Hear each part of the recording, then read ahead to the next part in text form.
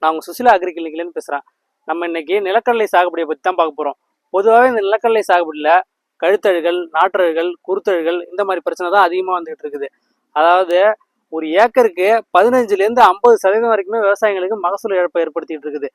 ஒரு ஏக்கருக்கு 50 மூட்டை மகசூல் கிடைக்கிற இடத்துல 8 மூட்டையிலேருந்து 25 மூட்டை வரைக்கும் மகசூல் இழப்பை ஏற்படுத்திக்கிட்டு தான் இருக்குது. ஒரு சில இடங்கள்ல 80% வரைக்குமே மகசூல் இழப்பை ஏற்படுத்திட்டு இருக்குன்னு வேளாண் வல்லுநர்கள் சொல்றாங்க. இப்ப இந்த நோயானது அஸ்பர்ஜில்லஸ் நைஜர் நோய் காரணியை சேர்ந்தது. இது வந்து 3 நிலையா பிரிக்கப்படுது. முதலாவது நிலை வந்துட்டு முளைக்கிறதுக்கு முன்னாடி அழுகிறது, 2வது நிலை வந்து முளைச்ச பின்னாடி அழுகிறது, 3வது நிலை வந்து குருத்தழுகள். இதுல முதலாவது நிலைங்கிறது நம்ம வந்து விதையை விதைச்சு முளைக்கிறதுக்கு முன்னாடியே அழுகிற நிலையில இருக்கும். அதாவது விதை முளைக்கிறதுக்கு முன்னாடி அழுகி இறந்துடும். இதற்கு முக்கிய காரணம் என்னன்னு பார்த்தோம்னா, இந்த நோயானது பெரும்பகுதி வந்து விதை மூலியமா தான் பரவுது. அதாவது இந்த அஸ்பர்ஜில்லஸ் என்ற பூஞ்சானமானது விதையோட பாகங்களான ரேடிக்கில், ப்ளூமோலு, கோட்டிலிடான் மற்றும் விதையோட தோல் பகுதியில வந்து ஒட்டி இருக்கும். இப்ப நம்ம உழவுலாம் ஓட்டி முடிச்சுட்டு இந்த நிலக்கடலை விதையை வந்து விதைப்போம். அப்படி விதைச்சு முடிச்சுட்டு அது முளைக்கிறதுக்காக நீர்ப்பாசனம் செய்வோம். இப்ப நீர்ப்பாசனம் செய்யும்போது என்ன ஆகும்னா, இந்த விதையெல்லாம் வந்து அந்த தண்ணி வந்து உறிஞ்சும். அப்படி உரிகிற சமயத்துல இந்த அஸ்பர்ஜில்லஸ் என்ற பூஞ்சானமானது ஆக்டிவேட் ஆகுது. இப்படி இந்த பூஞ்சானம் ஆக்டிவேட் ஆகுறதால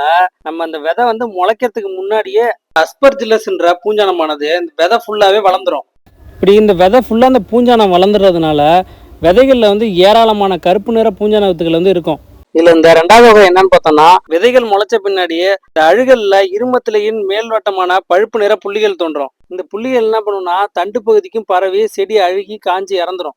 3வது நிலையில என்னன்னு பார்த்தோம்னா, முதிர்ந்த செடிகள், அதாவது அடி தண்டு பகுதியில ஒழுங்கற்ற புள்ளிகள் தோன்றி அது வந்து மேல் நோக்கி பரவும். இதனால இலைகள், கிளைகள் மற்றும் முழு செடியுமே வாடி இறந்துருது.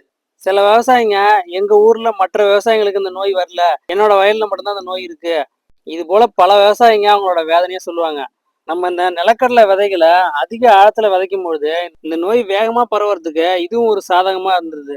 இப்படி விதைகளை 3%லிருந்து 7% வரைக்கும் அதிக ஈரப்பதத்துல விதைக்கும் பொழுது இந்த நோய் அதிகமா உண்டாகிறதுக்கு இதுவுமே ஒரு சாதகமா இருக்குது.